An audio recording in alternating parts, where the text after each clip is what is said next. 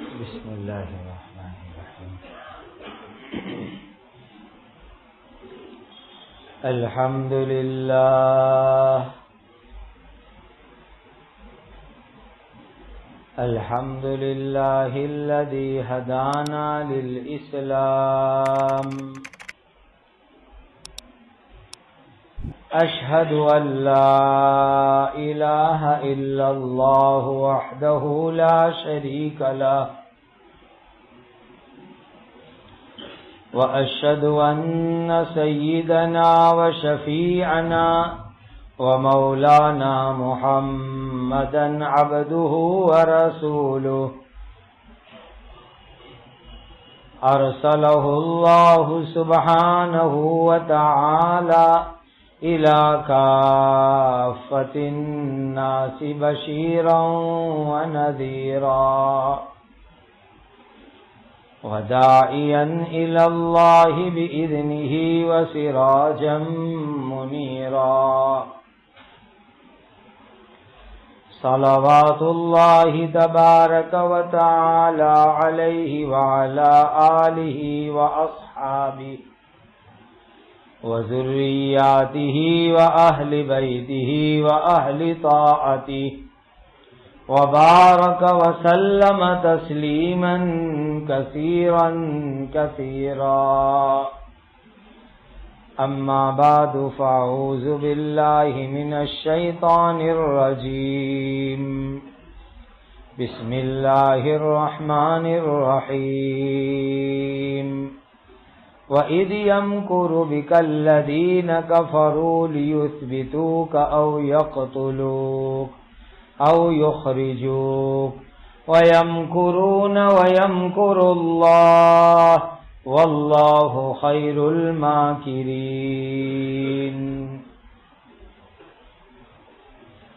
یہ سورۃ الانفال کی 30 نمبر کی آیت کریمہ ہیں۔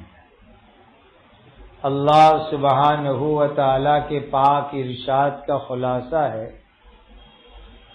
اور وہ قصہ ذرا یاد کرو جبکہ مکہ کے کافر تمہارے متعلق الگ الگ منصوبے پلان بنا رہے تھے کہ پکڑ کر کے یہ نبی تم کو قید کر دیوے، یا تم کو قتل کر دیوے، یا تم کو مکہ سے نکال دیوے۔ اور وہ کافر لوگ اپنی چال چل رہے تھے، اور اللہ تعالیٰ بھی ان کے توڑ کے لیے چال چل رہے تھے، اور اللہ تعالیٰ سب سے اچھے منصوبے بنانے والے ہیں۔ وَإِذَا تُتْلَى عَلَيْهِمْ آيَاتُنَا قَالُوا قَدْ سَمِعْنَا لو نشاء لقلنا مثل هذا ان هذا الا اساطیر الاولین۔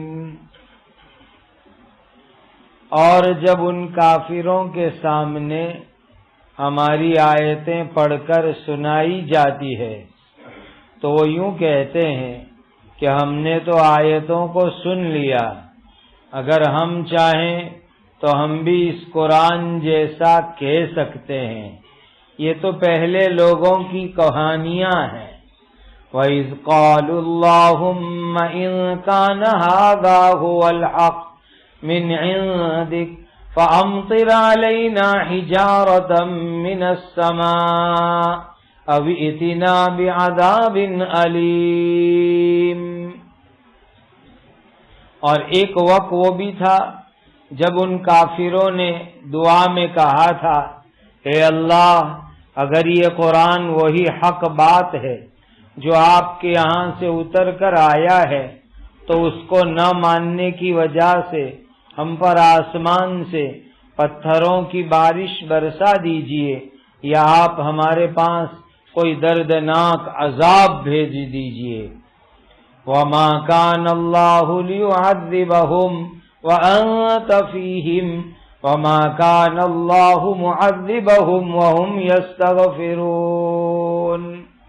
اور اللہ تعالیٰ کی یہ شان نہیں ہے کہ تمہارے یعنی حضرت محمد الرسول اللہ صلی اللہ علیہ وسلم کے ان کے درمیان موجود رہتے ہوئے ان پر عذاب بھیج دیوے، اور اللہ تعالیٰ کی یہ شان بھی نہیں ہے کہ وہ لوگ استغفار کرتے ہو پھر بھی ان پر عذاب بھیج دیوے۔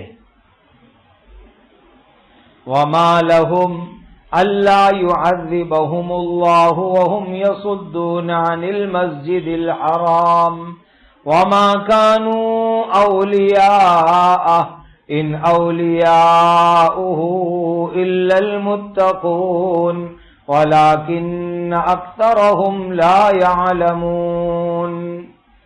اور ان میں کون سی ایسی خوبی کی بات ہے کہ اللہ تعالیٰ ان پر عذاب نہ بھیجے حالانکہ وہ مسلمانوں کو مسجد حرام سے روکتے ہیں، حالانکہ وہ اس کے متولی بننے کے اہل بھی نہیں ہیں۔ اس مسجد حرام کے حقیقی متولی تو صرف تقوی والے لوگ ہی ہو سکتے ہیں، لیکن ان کے اکثر لوگ اپنے نالائق ہونے کو جانتے نہیں ہیں۔ ان آیتوں میں سب سے پہلی آیت میں حضرت نبی کریم صلی اللہ علیہ وسلم کی مبارک زندگی کا ایک بڑا عجیب انقلابی اور عظیم واقعہ اللہ نے بیان فرمایا،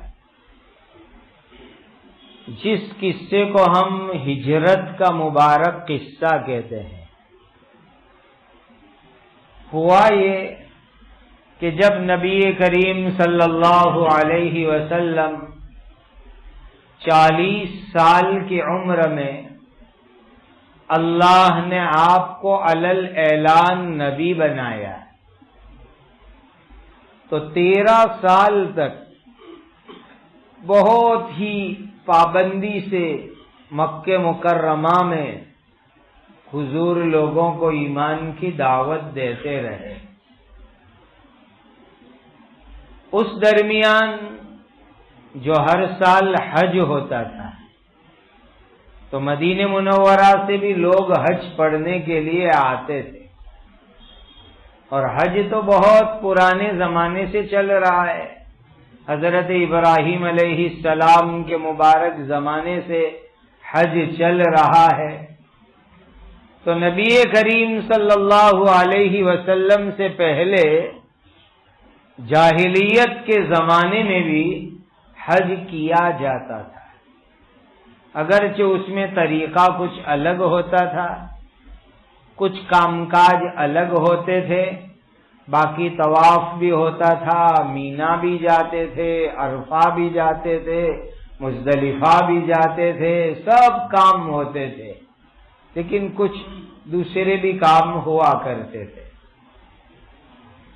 اب جو لوگ مدینہ پاک سے مکہ مکرمہ حج کرنے کے لیے آئے تو نبی کریم صلی اللہ علیہ وسلم نے سوچا کہ حج کے موسم میں دنیا بھر سے، پورے عربستان سے لوگ آتے ہیں، تو ان کو اللہ کی دین کی دعوت پہنچانی چاہیے۔ گویا حج میں جو اجتماع ہوتا ہے، جو مجمع جمع ہوتا ہے، جو دور دور سے آتا ہے، اس کو نبی کریم صلی اللہ علیہ وسلم نے بہت غنیمت سمجھا کہ یہ چانس اچھا ہے کہ مکہ میں رہتے ہوئے بہت سارے لوگوں کو میں ایمان کی دعوت پہنچا دوں۔ گویا وہ ایک لوگوں کو بات پہنچانے کی شکل بن گئی۔ حضور حج میں، مینا میں، عرفات میں، مزدلفہ میں لوگوں کے تمبوؤں پر جاتے، خیموں کے اوپر جاتے، جا جا کر کے ان کو ایک اللہ کی عبادت کی دعوت دیتے۔ آپ کی محنت کی برکت سے سب سے پہلے مدینہ کے کچھ لوگ ایمان لائے، اور مینا میں ایک جگہ پر انہوں نے حضور کے ہاتھ پر اسلام قبول کیا۔ اور وہ پھر واپس مدینے پاک چلے گئے۔ دوسرے سال جب حج کی سیزن آئی تو اور زیادہ لوگ نبی کریم صلی اللہ علیہ وسلم کو مکہ میں مینا میں ملے، اور وہ جگہ ابھی بھی نشانی یادگار کے طور پر موجود ہے۔ مینا میں جہاں ہم 3 شیطان کو کنکری مارنے کے لیے جاتے ہیں، تو جب تیسرے شیطان کو کنکری مار کے باہر نکلتے ہیں اور ہمارا منہ کعبہ کی طرف، حرم کی طرف ہوتا ہے، تو سیدھے ہاتھ کی طرف ایک جگہ ہے، اس جگہ کے لیے یہ کہتے ہیں کہ اسی جگہ کے اوپر مدینہ والوں نے سب سے پہلے ایمان قبول کیا تھا، اور وہ ایک گھاٹی تھی، پہاڑی جگہ تھی، اور اس کو عربی میں عقبہ کہتے ہیں۔ اسی لیے گزشتہ سال حج میں اور اس سال حج میں نبی کریم صلی اللہ علیہ وسلم نے اس وقت مدینہ والوں سے جو بیعت کی، اس کو بیعت عقبہ اولا اور بیعت عقبہ ثانیہ کہتے ہیں۔ یعنی ایک گھاٹی میں چھپ کر کے حضور نے مدینہ والوں کے لیے ایمان کے لیے بیعت کی، ان کو یہ مسلمان بنایا ہے۔ اب جو صحابہ مکہ میں تھے ان میں بہت خوشی کی بات آ گئی کہ بھئی مدینہ والے ماشاءاللہ مسلمان ہو گئے۔ بہت سارے لوگ مرد عورت حج میں آئے تھے، انہوں نے نبی کریم صلی اللہ علیہ وسلم کے مبارک ہاتھ پر ایمان قبول کر لیا۔ تو صحابہ چھپ چھپ کر کے مکہ سے مدینہ جانے لگے۔ اب یہ جو مکہ کے کافر تھے، یہ نبی کریم صلی اللہ علیہ وسلم اور صحابہ کے بڑے خطرناک دشمن تھے۔ وہ مکہ میں تو ستاتے ہی تھے، لیکن جو صحابہ مدینہ چلے گئے تو اس کے بارے میں بھی وہ لوگ یوں سوچتے تھے کہ یہ مدینہ جا کر اطمینان سے رہے، چین سکون سے زندگی گزارے، وہ بھی ان کو پسند نہیں تھا کہ یہ مسلمان جہاں بھی رہے دکھی ہونا چاہیے۔ یہ مکہ کے کافروں کی گندی اور ناپاک سوچ تھی۔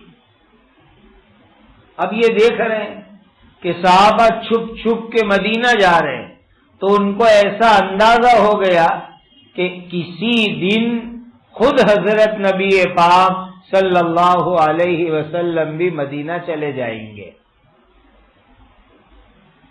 تو ان کو بہت فکر ہوئی کہ یہ خود اگر مدینہ چلے گئے تو کیا ہوگا۔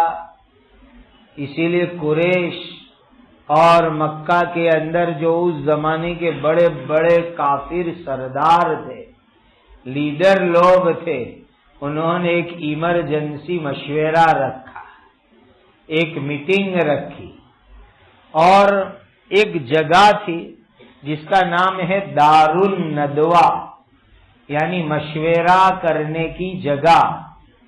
یہ ایک مکان تھا جو حضرت نبی کریم صلی اللہ علیہ وسلم کے دادا کے دادا کے دادا اوپر نام آتا ہے قصی ابن کلاب۔ حضور کے بہت اوپر کے دادا میں ایک نام آتا ہے قصی، اور ان کے ابا کا نام کلاب۔ تو دراصل یہ قصی ابن کلاب کا مکان تھا، اور اس مکان کو انہوں نے اپنے مشورے کے لیے طے کر دیا تھا کہ جو بھی مشورہ کرنا ہو اسی مکان میں بیٹھ کر کے مشورہ کریں گے۔ تو اس زمانے کے مکہ کے بڑے بڑے سردار قریشی لوگ سب جمع ہو گئے کہ کیا مشورہ کریں حضرت محمد الرسول اللہ صلی اللہ علیہ وسلم کے بارے میں۔ جب جمع ہوئے تو شیطان آیا، انسان کی شکل میں آیا اور عرب کے ایک بڑے شیخ کی شکل میں آیا۔ اس وقت جو ریاض ہے سعودیہ کی کیپٹل راجدھانی، تو وہ نجد اسٹیٹ میں آتی ہے۔ تو نجد کے ایک شیخ، بڑے بوڑھے شیخ نجدی، ان کی شکل کے اندر شیطان آیا۔ اور کبھی کبھی شیطان انسان کی شکل میں آتا ہے، کبھی دوسری شکل میں بھی آتا ہے۔ حدیث میں آتا ہے کہ دنیا میں جب آخری زمانہ آ جائے گا تو شیطان الگ الگ شکل میں انسانوں کے سامنے آئے گا۔ تو جب یہ مکہ کے سردار لوگ مشورہ کرنے بیٹھے، اور مشورہ بھی ہو رہا ہے حضرت نبی پاک صلی اللہ علیہ وسلم کے بارے میں، تو دروازے پر آ کر کے شیطان کھڑا ہو گیا۔ تو اندر سے ابو جہل وغیرہ سرداروں نے پوچھا، آپ کون ہو؟ تو کہا میں عرب کا ایک شیخ نجدی ہوں۔ کیوں آئے یہاں ہمارے دروازے پر؟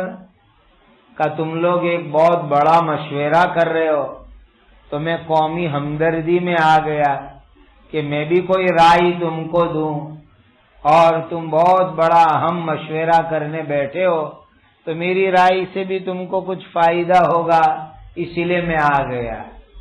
تو ابو جہل وغیرہ نے کہا، شیخ آپ بھی اندر آ کر کے بیٹھ جائیے، آپ بھی مشورے میں شامل ہو جائیے۔ وہ پہچان نہیں رہے کہ یہ شیطان ہے، کہ وہ تو ایک نجد کے شیخ عرب کی شکل میں آیا اور بیٹھ گیا مشورے میں۔ اب اعلان ہوا کہ سب لوگ اپنی اپنی رائے دو کہ حضرت محمد الرسول اللہ صلی اللہ علیہ وسلم کو کیا کرنا چاہیے، رائے دو۔ تو پہلی رائے یہ آئی کہ حضرت محمد الرسول اللہ صلی اللہ علیہ وسلم کو پکڑو، ان کے ہاتھ اور پیر پر زنجیریں باندھ دو، اور ان کو ہاتھ پیر کو زنجیر سے باندھ کر کے ایک مکان میں ڈال دو، اور مکان کا دروازہ بند کر دو۔ ان کے ہاتھ پیر بندھے ہوئے رہیں گے، مکان میں بند رہیں گے، تو یہ تڑپ تڑپ کر بھوکے پیاسے مر جائیں گے۔ یہ پہلی رائے آئی حضرت نبی کریم صلی اللہ علیہ وسلم کے بارے میں کہ دشمن حضور کو ختم کرنے کی پلاننگ کرنے بیٹھے ہیں۔ تو شیطان بولا، جو شیخ نجدی کی شکل میں تھا، بھائی ایسا مشورہ مت کرو، اسی لیے کہ ان کے چاہنے والے لوگ ہیں، صحابہ کچھ ایمان لے آئے تھے، کہا کہ ان کے چاہنے والے لوگ ہیں، اگر جو تم نے ان کو ہاتھ پیر میں زنجیر باندھ کر کے مکان میں بند کر دیا تو ان کے چاہنے والے آ کر اٹیک کریں گے، حملہ کریں گے، تم سے لڑیں گے اور ان کو چھوڑا کر کے لے جائیں گے، اسی لیے تم جو ہے ان کو ہاتھ پیر باندھ کر کے مکان میں مت ڈالو، میری رائے نہیں ہے۔ تو سب لوگ کہنے لگے شیخ نجدی کی بات بہت اچھی ہے، محمد کو باندھیں گے نہیں، مکان میں ڈالیں گے نہیں۔ کہا اچھا دوسری رائے دو۔ تو ان کے مشورے میں دوسری رائے آئی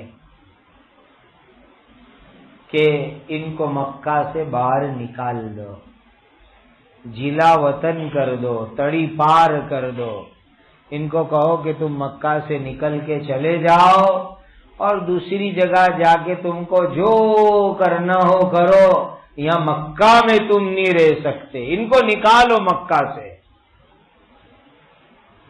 تو شیطان شیخ نجدی کہتا ہے کہ ارے یہ رائے تو بہت خراب رائے ہے، اس لیے کہ اگر تم ان کو مکہ سے نکال دو گے تو یہ دوسری جگہ جا کے لوگوں کو اپنا مسلمان اور ایمان والا بنائیں گے. وہ حضور کو جادوگر کہتے تھے. تو کہا دوسری جگہ جا کے یہ جادو چلائیں گے اور لوگوں کو اپنی جال میں پھنسائیں گے. دوسری جگہ جا کر لوگوں کو اپنی شاعریاں سنائیں گے. قرآن کو شاعری بولتے تھے. اور دوسری جگہ جا کر لوگوں پر جادو کر کے اپنا بنا لیں گے. اسی لیے ان کو مت نکالو مکہ سے. تو لوگوں نے کہا کہ شیخ نجدی کی رائے بہت اچھی ہے، ان کو مکہ سے نکالنے میں بھی کوئی خیر معلوم نہیں ہوتی. اب تیسری رائے آئی اس امت کے فرعون کی. اس امت کا فرعون ابو جہل، وہ بھی اس مشورے میں موجود تھا. اس نے ایک رائے دی. اس نے کہا کہ میری رائے یہ ہے کہ ہمارے مکہ میں جتنے بھی خاندان ہیں، جتنے بھی قبیلے ہیں، جتنی بھی فیملی ہے، اس میں سے جو بہت زیادہ طاقت والا، بہادر، ہمت والا نوجوان ہو، ایسے ایک دو نوجوانوں کو جمع کرو. ہر خاندان کے، ہر کٹمب کے ایک دو بہادر، ہمت والے، طاقت والے نوجوانوں کو جمع کرو. اور جو تلوار بہت تیز ہوئے اور بہت شاندار ہوئے، ایسی تلوار یہ تمام نوجوانوں کے ہاتھ میں دے دو. اور پھر ان نوجوانوں کو ایسا کہو کہ تم سب مل کر کے حضرت محمد الرسول اللہ صلی اللہ علیہ وسلم کے مکان کا گھیراؤ کر لو. چاروں طرف سے گھیرو ان کو اور پھر ان کو قتل کر دو. یہ رائے ابو جہل نے دی. تو شیخ نجدی یعنی شیطان کہنے لگا یہ رائے ہے، بہت اچھی رائے ہے، صحیح رائے دی گئی. حضرت محمد صلی اللہ علیہ وسلم کو قتل کرنے کی یہ بہت ٹھیک رائے ہے. اور فیصلہ ہو گیا. اب ہوا کیا کہ ایک بات یہ ڈر کی آئی مشورے میں کہ اگر ہم نے حضرت محمد الرسول اللہ صلی اللہ علیہ وسلم کو قتل کر دیا تو ان کے خاندان کے لوگ، گھر کے لوگ ہم سے بدلہ لینے آئیں گے. اور اس زمانے میں عربستان میں بدلہ لینا اپنے خاندان کے کسی آدمی کی وجہ سے یہ بہت عام تھا. وہ مذہب نہیں دیکھتے تھے، خاندان دیکھتے تھے کہ ہمارا اور ان کا مذہب ایک ہے. اب ان کو جو ہے مدد کرو چونکہ یہ ہمارے خاندان کے آدمی ہیں. تو نبی کریم صلی اللہ علیہ وسلم کا خاندان بنی عبد مناف، بنو ہاشم کا، یہ اس میں بہت سے کافر تھے، ایمان نہیں لائے تھے، لیکن ڈر تھا کہ خاندانی رشتے کی وجہ سے وہ حضور کا بدلہ لینے کھڑے ہوں گے. تو ابو جہل نے اور شیخ نجدی نے ایسا کہا کہ یہ لوگ اگر بدلہ لینے آئیں گے تو کس سے بدلہ لیں گے؟ یہاں تو پورے مکہ کے ہر خاندان کا ایک دو نوجوان ہیں، تو کہاں وہ بدلہ لینے جائیں گے؟ آخر میں اپنے کمپرومائز کریں گے رقم کے اوپر کہ چلو تمہارے خاندان کے محمد نام کے ایک آدمی کو ہم نے قتل کر ڈالا تو پیسے لے لو اور بات پوری کر دو، کیس کرنے کا نہیں، صرف پیسوں پر صلح کر لو. اور دیت کی پیسوں کی جو رقم آئے گی وہ سب مل کے چندہ کر کے تھوڑے نکال کر ان کے خاندان اور گھر والوں کو پیسے چکا دیں گے اور جان بچ جائے گی ہماری. تو کہا یہ رائے بہت اچھی ہے. فیصلہ ہو گیا. صبح میں مشورہ ہوا تھا اور دوپہر کے بعد شام کے وقت پورے مکہ میں جتنے خاندان تھے، جتنے کٹمب تھے، جتنی فیملی تھی، ہر ایک میں سے بہادر نوجوان آ گئے، شاندار تلواریں لے کر اور شام کو نبی کریم صلی اللہ علیہ وسلم کے پورے مکان کو گھیر لیا. ان نوجوانوں نے پورا مکان گھیر لیا حضور کا. حضور کو پتہ چل گیا. اور آپ صلی اللہ علیہ وسلم کا مکان کہاں تھا؟ ابھی جب ہم صفا مروہ والی سائیڈ پر جاتے ہیں اور اس سے جب ہم باہر نکلتے ہیں تو بڑا صحن ہے. اس صحن میں تھوڑا آگے جا کر کے ایک لائبریری ہے. اب تو وہ بند رہتی ہے زیادہ. بس وہیں پر حضرت نبی کریم صلی اللہ علیہ وسلم کا مکان مبارک تھا اور حضور وہیں رہتے تھے. اب یہ لوگ مشورہ کر رہے ہیں ایک روم میں بیٹھ کر کے، دار الندوہ میں بیٹھ کر کے، اور وہ یوں سمجھ رہے ہیں کہ ہمارے مشورے کا کسی کو پتہ ہی نہیں. ہم اتنے لوگ بیٹھے وہی جانتے خانگی میں مشورہ، اور ان کو یہ معلوم نہیں کہ اللہ تعالی ہمارے مشورے کو سن رہے ہیں. اور ابھی تو یہ لوگ مشورہ کر کے روم میں سے باہر بھی نہیں نکلے. اتنے میں حضرت جبرائیل امین آسمان سے آئے اور حضور کو ان کے پورے مشورے کی رپورٹ سنا دی کہ ہمارے نبی یہ لوگ روم میں بیٹھ کر، دار الندوہ میں بیٹھ کر کے تمہارے خلاف ایسا ایسا مشورہ کرتے ہیں، تم کو قتل کرنے کا پلان بنا رہے ہیں، تمہارے خلاف یہ لوگ اسکیم بنا رہے ہیں. لہذا اللہ آپ کو اجازت دیتے ہیں آج کہ آپ مکہ چھوڑ کر کے اب مدینہ چلے جاؤ. آج آپ کو ہجرت کی اجازت دی جا رہی ہے. اب انہوں نے چاروں طرف سے مکان کو گھیر لیا، تلواریں لے کر کھڑے ہو گئے اور نبی کریم صلی اللہ علیہ وسلم کو پورے مکہ والے امانت دار سمجھتے تھے. امین، لوگوں کی امانتیں، قیمتی قیمتی چیزیں، روپیہ، پیسہ، سونا، چاندی، دولت، سب حضور کے پاس سنبھالنے کے لیے لوگ رکھ دیتے تھے. تو حضور کے پاس لوگوں کی بہت ساری امانتیں تھی. اب حضور چاہتے تو کیا کہتے ہیں کہ یہ تو ہمارے دشمن، اور دشمن کا مال نہیں دینے کا. نہیں، حضور کی امانت داری کی شان یہ کہ حضرت علی رضی اللہ تعالی عنہ ان کو ساری امانت دی کہ لو علی، یہ اس کا مال ہے، یہ اس کا سونا، یہ اس کی چاندی، یہ اس کا پیسہ، جس کی جو امانت تھی سب حضور نے حضرت علی رضی اللہ تعالی عنہ کو سونپ دی کہ میں جب مدینہ چلا جاؤں تو تم لوگوں کی امانت پہنچا دینا. میں نکل جا رہا ہوں، میرے جانے کے بعد تم سب کی امانت پہنچا دینا. اور یہی ہمارا دین ہم کو سکھاتا ہے. ان اللہ یأمرکم ان تؤدوا الامانات الی اہلها. اللہ کا حکم ہے کہ جس کی امانت ہو اس کو پہنچا دینے کی. حضرت علی کو ذمہ دار بنایا. پھر دوسری بات یہ کی کہ حضور نے حضرت علی کو فرمایا علی آج رات کو میرے بستر پر تم سو جاؤ. اب اس رات میں حضور کے بستر پر سونا یعنی اپنی جان کو خطرے میں ڈالنا. اس لیے کہ باہر سارے دشمن کھڑے ہوئے تلوار لے کر قتل کرنے کے لیے اور حضور کو مارنے کے لیے آئے ہیں، اور حضور تو روانہ ہو رہے، علی کو بستر پر سلا رہے. تو اب وہ دشمن سیدھے حضرت علی پر حملہ کریں گے. ان کو یہ نہیں معلوم کہ یہاں کون ہے، وہ تو سمجھیں گے کہ یہ پلنگ حضور کا ہے، وہاں آئیں گے مارنے کے لیے.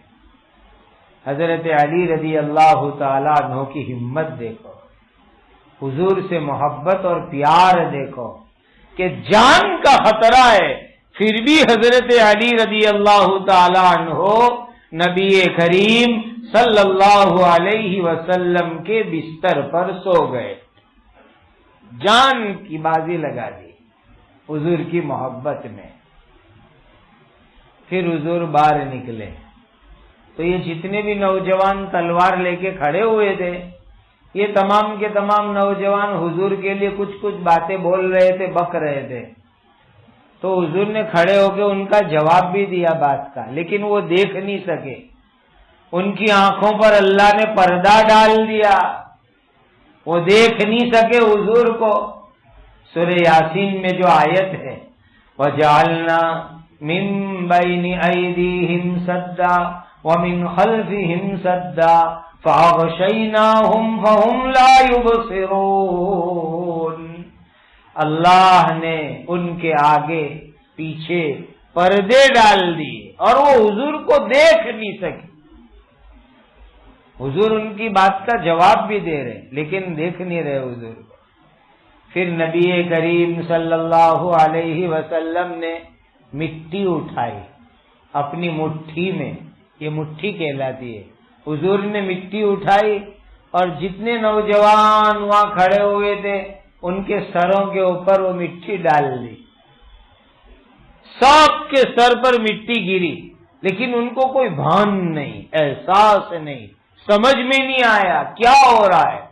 اور حضور نکل گئے وہاں سے اور سیدھے نکل کر کے سیدنا حضرت ابوبکر صدیق رضی اللہ تعالیٰ عنہ کے مکان پر چلے گئے. حضرت ابوبکر صدیق رضی اللہ تعالیٰ عنہ کا مکان اس وقت جہاں کنگ فہد گیٹ ہے اور کنگ عبداللہ گیٹ ہے ان دونوں کے بیچ والی جو جگہ ہے وہاں حضرت ابوبکر صدیق رضی اللہ تعالیٰ عنہ کا مکان تھا. تو حضور سیدھے حضرت ابوبکر صدیق کے مکان پر چلے گئے اور حضرت ابوبکر صدیق رضی اللہ تعالیٰ عنہ نے بہت دنوں سے 2 شاندار اونٹنی پال کے رکھی تھی کہ جب بھی اللہ کی طرف سے ہجرت اور مدینہ جانے کی اجازت ملے گی ہم یہ اونٹنی پر بیٹھ کے روانہ ہو جائیں گے. حضور پہنچے، جا کے ابوبکر کو کہا ابوبکر اب مدینہ جانا ہے، ہجرت کی اجازت مل گئی. تو حضرت ابوبکر صدیق رضی اللہ تعالیٰ عنہ خوش ہو گئے. حضور یہ 2 اونٹنی ہیں، ایک آپ کو میں ہدیہ دے دیتا ہوں، لے لیجئے. تو ارشاد فرمایا نہیں، میں قیمت دوں گا، کتنے کی تم نے خریدی ہے وہ بتلاؤ اور مجھ سے قیمت لے لو. اور 2 اونٹنی پر نبی کریم صلی اللہ علیہ وسلم اور حضرت ابوبکر صدیق مدینہ کی طرف جانے کے لیے روانہ ہو گئے. 3 رات غار ثور میں چھپے اور نبی کریم صلی اللہ علیہ وسلم جو غار ثور میں رہے، یہ بھی مکہ میں ایک گفا ہے، بہت اونچائی پر ہے. وہ 3 رات رہنے کی برکت یہ ہے کہ کتابوں میں لکھا ہے، انوار المناسک وغیرہ کتابوں میں، کہ حضور کے 3 رات وہاں رکنے کی برکت یہ ہے کہ مکہ میں کتنی بھی گرمی ہوتی ہے لیکن اس غار میں گفا میں ٹھنڈک ہوتی ہے. آج تک وہ برکت موجود ہے. 1500 کے قریب سال ہونے آئے لیکن پیارے آقا حضرت محمد الرسول اللہ صلی اللہ علیہ وسلم نے جس گفا میں حضرت ابوبکر کے ساتھ 3 دن 3 رات گزاری اور چھپے وہاں، آج بھی اس کے انوار، اس کے برکات، اس کی نورانیت، اس کی ٹھنڈک آج بھی موجود ہے. لوگ جاتے ہیں حرم میں، جلدی فجر کی نماز ہوتی ہے تو فارغ ہو کر کے لوگ جاتے ہیں وہاں پہاڑ تک ٹیکسی میں اور پھر اوپر چڑھتے 3-3.5 گھنٹے اوپر چڑھنے میں لگتے ہیں اور پھر نیچے اترنے میں 1 گھنٹہ کم لگتا ہے. اس کی زیارت اور دیدار کے لیے لوگ جاتے ہیں، بڑی بھیڑ لگتی ہے وہاں بھی. تو آپ صلی اللہ علیہ وسلم نکل گئے اور ادھر یہ سب نوجوان کھڑے ہیں مکان کو گھیراؤ کر کے کہ کب صبح ہو حضور باہر نکلے اور نعوذ باللہ قتل کر دے.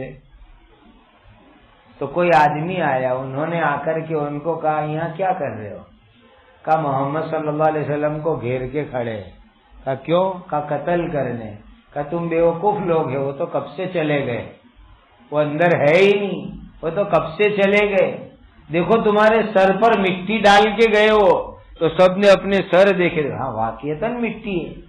کہا وہ تو کب سے تمہارے اوپر مٹی ڈال کے روانہ ہو گئے, یہاں ہے ہی نہیں. تو وہ لوگ جھانکنے لگے مکان کے اندر. تو حضرت علی رضی اللہ تعالیٰ عنہ حضور کے بستر پر سوئے تھے, تو چادر اوڑھ رکھی تھی حضور کی. تو پہلے تو وہ یہ سمجھے کہ حضور سوئے ہیں, لیکن جب حضرت علی کروٹ پلٹتے تھے تو اندازہ ہوا کہ نہیں, یہ محمد صلی اللہ علیہ وسلم نہیں ہے, یہ ان کی باڈی اور ان کی سائز نہیں ہے, یہ کوئی اور آدمی ہے. وہ بھی سمجھ گئے. جب صبح ہونے آئی تب ان کو پتا چلا کہ یہ تو حضرت علی رضی اللہ تعالیٰ عنہ ہے. تو پھر چپ چاپ اپنی انگلیاں چباتے ہوئے, افسوس کرتے ہوئے واپس اپنے گھروں کی طرف نکل گئے. ان دشمنوں نے نبی کو قتل کرنے کا پلان بنایا, اللہ نے نبی کی حفاظت کا پلان بنایا, اور اللہ تعالیٰ نے اپنے نبی کی حفاظت فرما لی. آگے فرماتے ہیں اللہ تعالیٰ کہ یہ مکہ کے کافر کتنے نادان ہیں. عربی ان کی زبان, تو ان کی نادانی یہ کہ جب حضور ان کو قرآن پڑھ کے سناتے تو وہ لوگ یوں کہتے کہ یہ قرآن ہے نا, ایسا قرآن تو ہم بھی بنا سکتے ہیں. ہم عربی ہے تو ہم بھی ایسا قرآن تو پڑھ سکتے, بنا سکتے ہیں. تو اللہ تعالیٰ نے فرمایا کہ اگر تم بنا سکتے ہو تو بناؤ نا, کون تم کو منع کر رہا ہے. قرآن کی ایک سورت قل هو اللہ جیسی, انا اعطینا جیسی, والعصر جیسی, جو سائز میں بہت چھوٹی سورت ہے, ذرا بنا کے دکھاؤ نا. خالی بولتے کیوں ہیں؟ آج دنیا میں بہت سے لوگ خالی زبانی دعوے کرتے, میں یہ کر سکتا ہوں, میں یہ کر ڈالوں گا. جناب ذرا کر کے دکھاؤ نا, کب تک بولتے رہو گے؟ تو اللہ تعالیٰ نے بھی ان مکہ کے کافروں کو یہی فرمایا کہ تم کہتے ہو کہ ہم قرآن جیسا قرآن بنا سکتے ہیں, تو ذرا ایک آدھ آیت بناؤ, ایک آدھ سورت بناؤ, خالی بولتے مت رہو. کوئی بنا نہیں سکا اور قیامت تک بنا نہیں سکے گا. یہ تو اللہ کا کلام ہے, یہ اللہ کی کتاب ہے, یہ اللہ کی بات ہے. کوئی دنیا کا انسان قرآن کی ایک آیت, ایک سورت جیسی سورت کو بھی نہیں بنا سکتا. ان لوگوں کے دل کیسے کالے ہو گئے تھے. ضد ہے نا, انسان کے دل کو پتھر بنا دیتی ہے. ضد, ان کے دل کیسے ضدی ہو گئے تھے. نبی کریم صلی اللہ علیہ وسلم ان کو ڈراتے کہ ایمان جو نہیں لاؤ گے تو اللہ کے یہاں سے عذاب آئے گا. اللہ نے پچھلی امتوں پر پتھر برسائے تھے, تمہارے اوپر بھی پتھر برسائیں گے. تو یہ نادان لوگ, ضدی لوگ کیا کہتے ہیں, لاؤ نا, کب پتھر آئیں گے, کب اللہ پتھر برسائیں گے, کب اللہ کا عذاب آئے گا, ذرا لا کر کے دکھاؤ نا. اللہ تعالیٰ فرماتے ہیں کہ جس طرح پچھلی امتوں پر عذاب آیا تھا, اللہ ان کے اوپر بھی عذاب بھیجنے کی طاقت رکھتے ہیں. لیکن عذاب کیوں نہیں بھیجتے, ایک بہت بڑی بات ہے سمجھنے کی, جو اس آیت میں اللہ نے ارشاد فرمائی. پہلی بات فرمائی وَأَنْتَ فِيهِمْ, حضرت نبی کریم صلی اللہ علیہ وسلم موجود ہے. حضور کی برکت سے اس امت کے اوپر اللہ عمومی عذاب نہیں بھیجیں گے. پچھلے زمانے میں کیا ہوا کہ حضرت ہود علیہ السلام ہے, حضرت صالح علیہ السلام ہے, حضرت لوط علیہ السلام ہیں, یہ پچھلے نبی. ان کی امت جب ایمان نہیں لائی, اللہ نے پوری امت کو عذاب میں ہلاک کر دیا. کسی پر پانی کا عذاب بھیجا, کسی پر آندھی کا عذاب بھیجا, کسی پر پتھر برسائے, یہ عذاب بھیج کے اللہ نے ہلاک کر دیا. لیکن حضور کی برکت سے اللہ اس امت کو عذاب بھیج کر پوری امت کو اللہ کبھی ہلاک نہیں کریں گے. یہ حضور کی برکت. وَأَنْتَ فِيهِمْ, جب تک حضور دنیا میں زندہ تھے حضور کی برکت سے عذاب نہیں آیا، اور اس وقت بھی حضور اپنی قبر مبارک میں زندہ ہے۔ اور جب حضور اپنی قبر مبارک میں زندہ ہے تو آپ کی برکت سے اللہ آپ کی امت کو عمومی عذاب سے بچا کر کے رکھیں گے، آج تک بچایا، اور آئندہ بھی عام عذاب سے اللہ حضور کی برکت سے امت کو بچا کر کے رکھے گی۔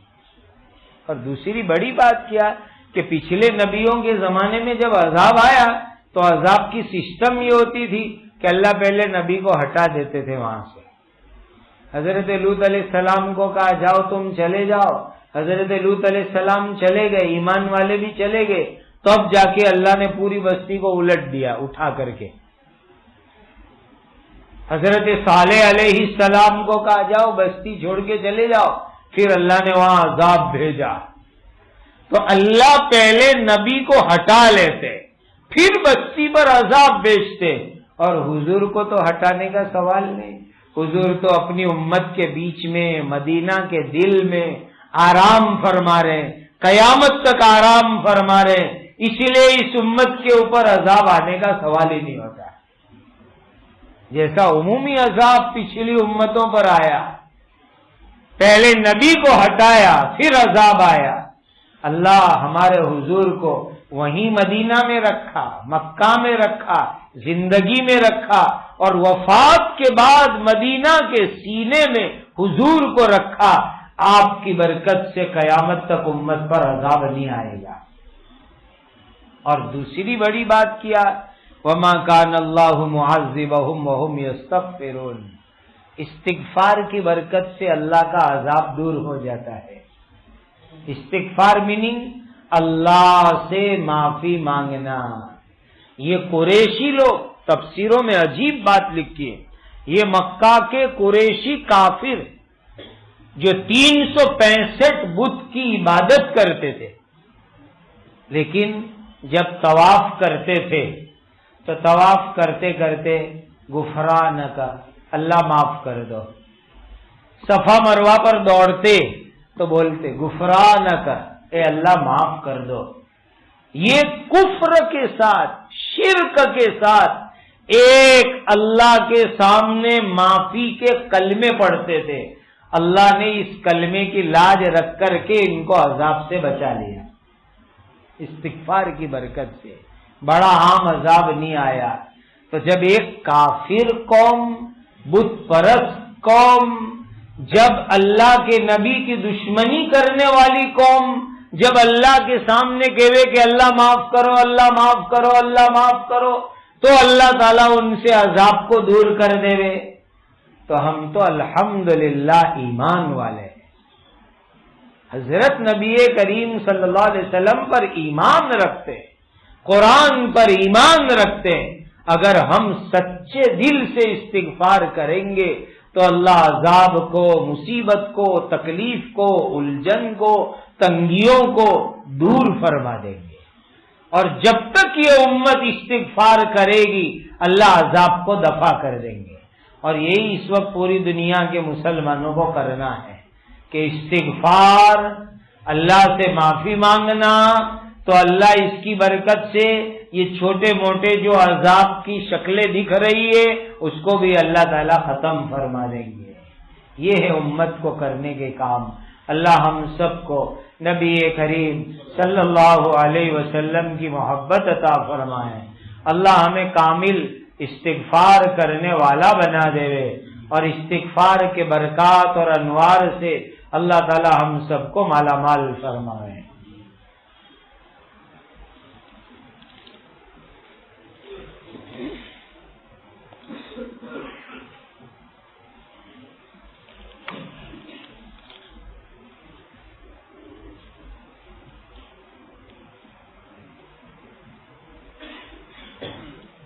یہ سوال کسی نے پوچھا ہے کہ شادی میں چڑھاوا لے سکتے ہیں، یہ کیا چیز ہے چڑھاوا؟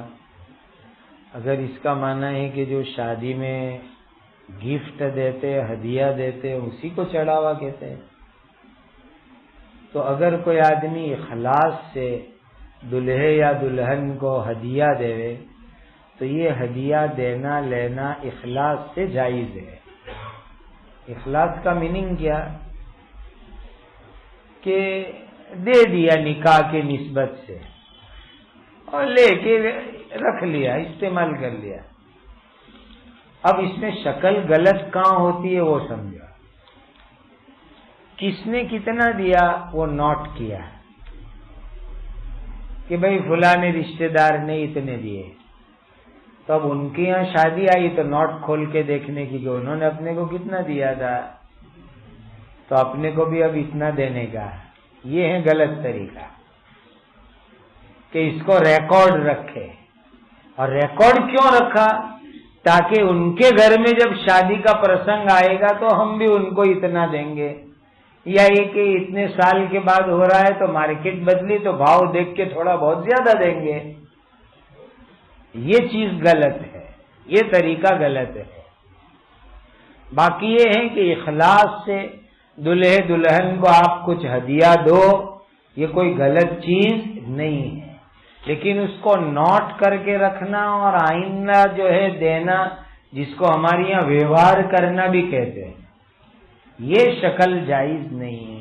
اس میں ساری خرابیاں آتی ہیں، جواز عدم جواز سے آگے خرابیاں اس میں بہت ساری آتی ہیں، اسی لیے یہ طریقہ اختیار نہیں کرنا چاہیے۔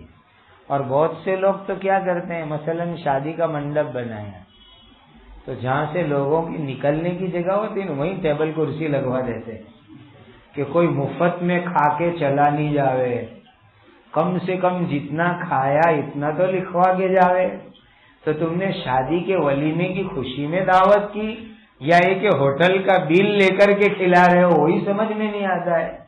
یہ سب طریقے غلط ہے۔ بعض جگہ لوگ کیا کرتے ہیں، دلہے کو دلہن کو تیار کر کے ایک جگہ بٹھا دیتے۔ کیوں بٹھاتے ہیں؟ تاکہ لوگ آ کے ملاقات کریں نا، ہاتھ میں کور دے رہے ہیں، اس کے لیے۔ یہ طریقہ بھی صحیح نہیں ہے۔ تو بہرحال اخلاص سے نکاح کرنے والے دلہے دلہن کو ہدیہ دو، یہ جائز چیز ہے، لیکن اس نیت سے کہ آئندہ جب ہماری یہاں شادی ہوگی تو اس وقت وہ دیں گے، بڑھا کے دیں گے۔ آج لوگ یہ بھی سوچتے ہیں اپنے اپنی حیثیت سے دو نا 500 روپئے، پھر اپنی جب شادی ہوگی تو وہ تو بہت مالدار ہے، وہ اپنے کو 5000 دیں گے۔ اپنوں نے اپنی حیثیت سے دیا، وہ اپنی حیثیت سے دیں گے، یہ غلط ہے۔ قرآن نے ہدیے کے بارے میں ایک قانون بیان کیا گیا۔ کیا قانون؟ کہ اگر تم کسی کو ہدیہ دیتے ہو اور ہدیے میں نیت یہ ہے کہ وہ اس سے زیادہ ہم کو دیوے، یہ غلط ہے۔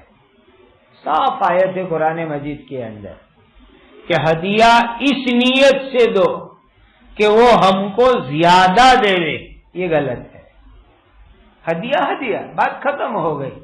جیسے کہ لوگ عمرے میں جانے والے، حج میں جانے والوں کو دیتے ہیں، اب وہ نیت یہ ہوتی ہے کہ وہ حج میں سے آ کر ہم کو دیں گے، یہ طریقہ غلط۔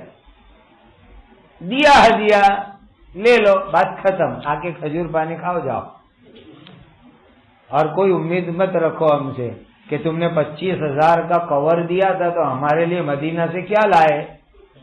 یہ لالچ والچ کچھ نہیں۔ بہت سے حاجیوں کو میں مکہ مدینہ میں دیکھتا ہوں۔ ایک مرتبہ حرم میں اوپر چھت پر میں عشاء کے بعد تھا تو کچھ پہچان والے حاجی ملے، ملاقات بات چیت کر کے پھر دھیرے سے مجھے کہنے لگے مفتی صاحب 5,000 ریال قرضے کا انتظام ہو سکے گا؟ تو میں نے کہا کیوں؟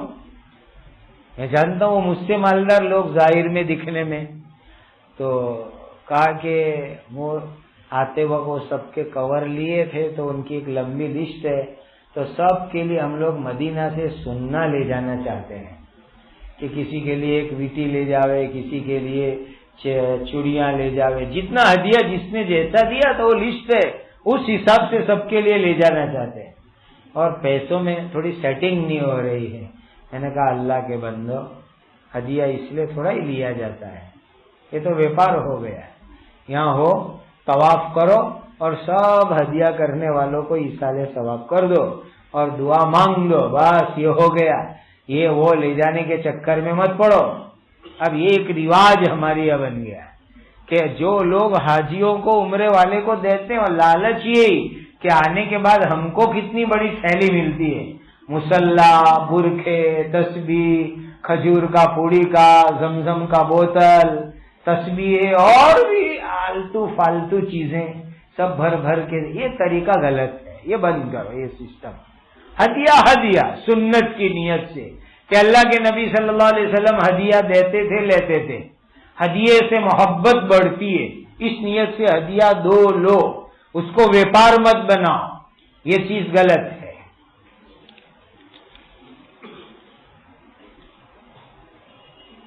قمر الدین شیخ بیمار ہے، اللہ ان کو شفائے کاملہ عاجلہ دائمہ مستمرہ عطا فرمائیں۔ اس مسجد کے مؤذن صاحب کے ماما کا انتقال ہو گیا، اللہ ان کی مغفرت فرمائیں۔ بدھ کے دن میرے ماموزاد بھائی ان کا ایکسیڈنٹ میں انتقال ہو گیا، کوئی زیادہ عمر نہیں تھی، 50-51 سال کی عمر تھی۔ صبح میں روڈ پر ٹکر ماری اسکارپیو والوں نے اور فوراً اسی جگہ انتقال ہو گیا۔ اللہ تعالیٰ ان کی بھی بال بال مغفرت فرمائیں، اللہ ان کے درجات کو جنت الفردوس میں بلند فرمائیں، کروٹ کروٹ کروڑوں رحمت نازل فرمائیں۔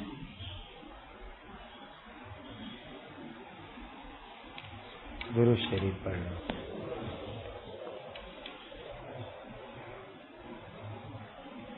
الحمد للہ رب العالمین، الحمد للہ رب العالمین، الحمد للہ رب العالمین۔